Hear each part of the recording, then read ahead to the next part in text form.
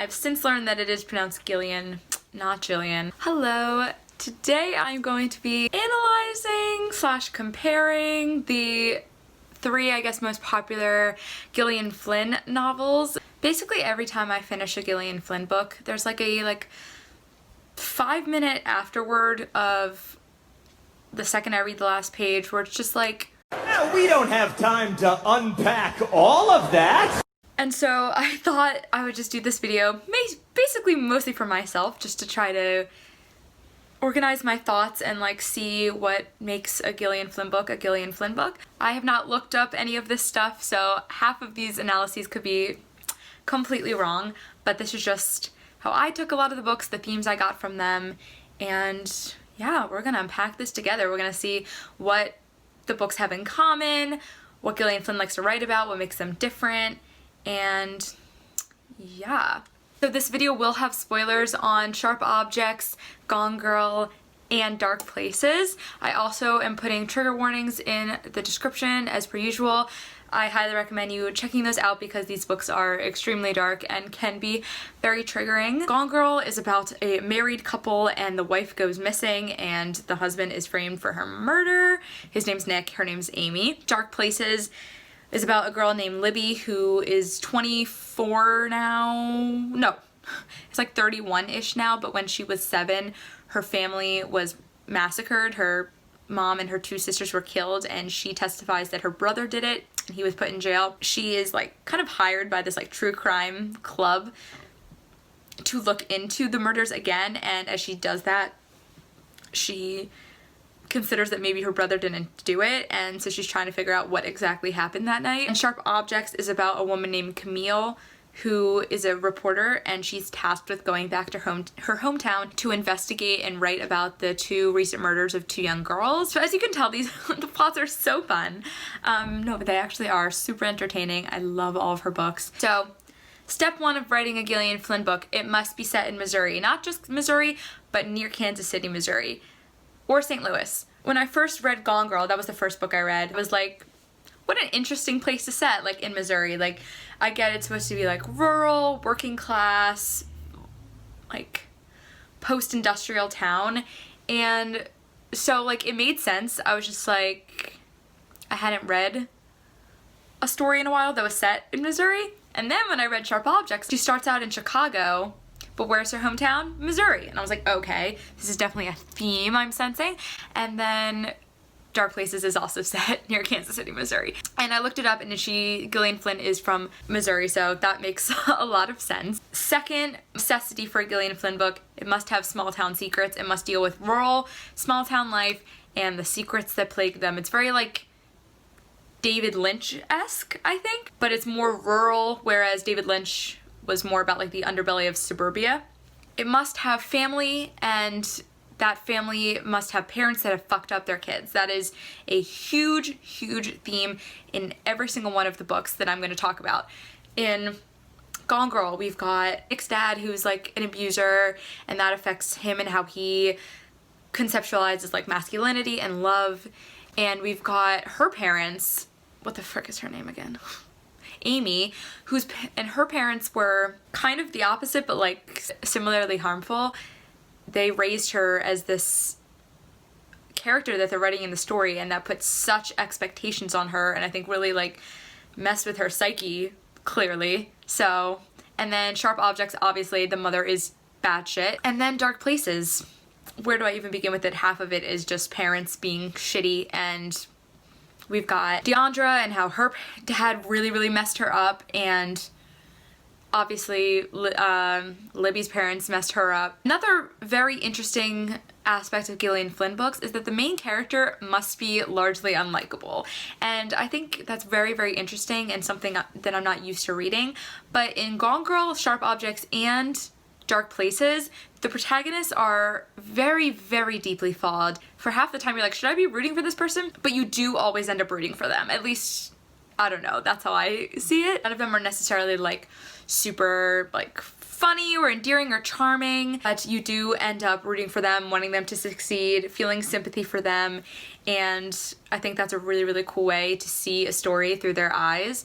Also very interesting, women are typically the primary villains. In a lot of these stories, another like aspect of these stories is that there could be multiple different villains, or like who you see as like the evil antagonist in this story, but largely like primary villains end up being women. So in Gone Girl you have Amy, in Sharp Objects you have the mother and the daughter, not Camille but her half-sister, and in Dark Places you have Deandra and Deandra's daughter. You must have a good guy character, a sort of ground the story while you're dealing with this unlikable main character. You have like someone else that's sort of more toward your point of view, I guess. So in Gone Girl we have the cop and the sister, and in Sharp Objects we have her boss and his wife, and in Dark Places we have, what the fuck is his name? Something weird like Liam. Lyle. The endings are very bittersweet and they're not like traditionally happy endings. All of them deal with mental health in varying degrees, but it's definitely a theme. This one is so strong to me. It's men being idiot simps for psychotic women. To me that is the most clear. You've got Nick. Then you've got the dad in Sharp Objects, like the crazy mother's husband who just like kind of does what she says and like doesn't figure out that she's poisoning her kids. It's like, oh, it's so crazy. It's especially annoying in the TV show. Like you really see more of him in the show and like how he's just sort of simping for her even though she's an absolute crazy person. In Dark Places, Ben is such a simp for Deandra and it gets him into all the shit that happens. So the structure of Gillian Flynn books are also very similar. You start at a point and then you start in like present day, and then the majority of the story is like catching us up to where we are in the present. So there's a mix of present and past, but it's definitely like starts in the present and then gives you a lot of information in the past to how we got here. Major themes in the books are also like healing from trauma and trying to reinvent yourself. Okay, now that we've got like the meat of Gillian Flynn books and like we know what isn't, like those are happen in all of the books. Like those are like the things that make a Gillian Flynn book in my opinion, of like what you see in every book. Now I'm going to go into the specifics of books and seeing what either two of them have in common. So not something that like all three have in common, but something that's more, I guess, prevalent in two books versus like all of them. So although she doesn't talk about these themes in every one of them, they're at least present enough in two of them out of the three that you can tell that Gillian Flynn likes to unpack them. So let's compare Gone Girl and Dark Places. What I found most similar about them is poverty and its effect on the human psyche. So Gone Girl is a little less strong. You see the effect that this post-industrial town has had on the economy, on its residents, and the high levels of homelessness. But for Nick himself, having to be in a relationship with Amy, who grew up with so much money, and him not, you can really see the resentment that he holds and the shame that he carries and just how that affects his like personality and his viewpoints. And I think it's more clear though in Dark Places. Ben, they all grow up, but Ben grows up in a very, very impoverished lifestyle and he finds it very hard to connect with his peers. And it leads to his social isolation, it leads to the chip on his shoulder and wanting to start a new life and wanting to reinvent himself and get the money to do so. You can see how much the poverty weighs on him and his mind. And similarly, between Ben and Nick is this idea of toxic masculinity and how that plays into its effects on both of them. Ben, he talks about his father and also his friends, like the guys in his school, that all of the comments about not being a man and not being able to do this and that and not being able to fill these roles, and so he gets into so much trouble because he's constantly trying to prove that he's this man in the sense that society or his like peers want him to be. And with Nick, it's his father and really like the toxic masculine example that his father set and how that affects Nick's relationships. Next, Dark Places and Sharp Objects. What I found interesting in both of these is like the folie à deux phenomenon, which is basically like if a mental disorder affects two people who are very close. And in my view, it's the mother and daughters in this scenario. So in Dark Places, it's Deandra, and she has a kid, and she basically like brainwashes her and socially isolates her and feeds her all of her bullshit, that her daughter grows up to be almost as crazy, wanting to protect her mother. In Sharp Objects, you have a more clear case of Camille's mother and Camille's half-sister, and how this whole time you're thinking that it's either one of them. Turns out it's both of them. So the mother has Munchausen's by proxy, so she is guilty of being like abusive and also poisoning and killing one of her own children. And then the daughter, who I cannot remember her name at this moment, is the one that killed the two girls as part of the plot. So they both a little messed up. I think these two books also share the idea of depression and suicidal ideation.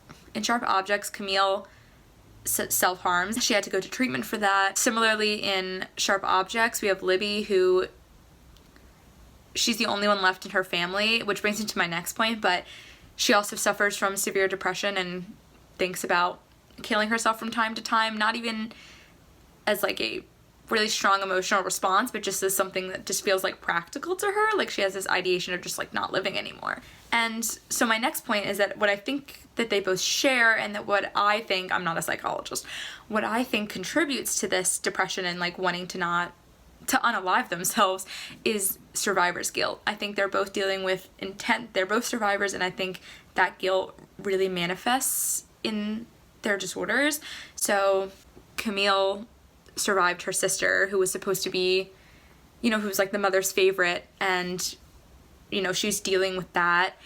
And then in Dark Places, Libby is the sole survivor of this family massacre. Like that guilt must manifest so much, and she's just like, why did I'm the one who survived? Like she doesn't say this explicitly really, but it's definitely hinted at, I think. Okay, and last but not least, we have the comparison between Gone Girl and Sharp Objects.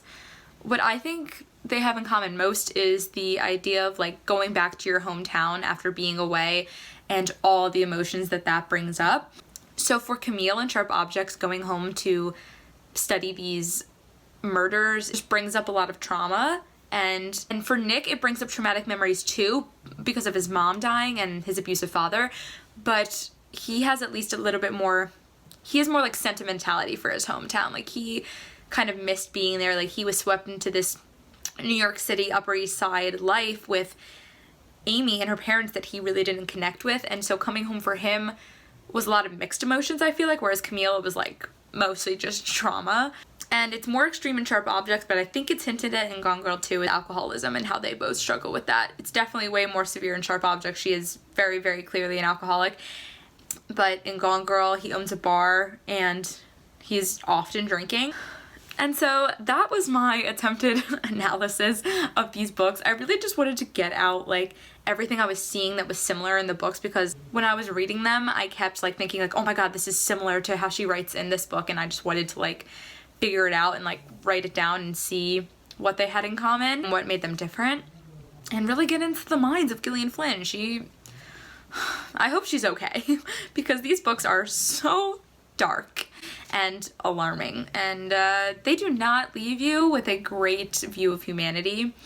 And we have that one good guy character that I think she puts in there for multiple reasons, but I think it's also just to like give us a little bit of relief and a little bit of faith in humanity at the end, so we're not walking away like life is pointless and everyone sucks, even though that is like most of what you're feeling when you're reading these books. My order, I think, of favorites goes Gone Girl, Sharp Objects, and then Dark Places. I really liked all three, but I think Gone Girl was definitely my favorite, then Sharp Objects. I think it's a bit of a bias because Sharp Objects had a TV show that I thought was absolutely amazing, and I think that increased my liking of the book.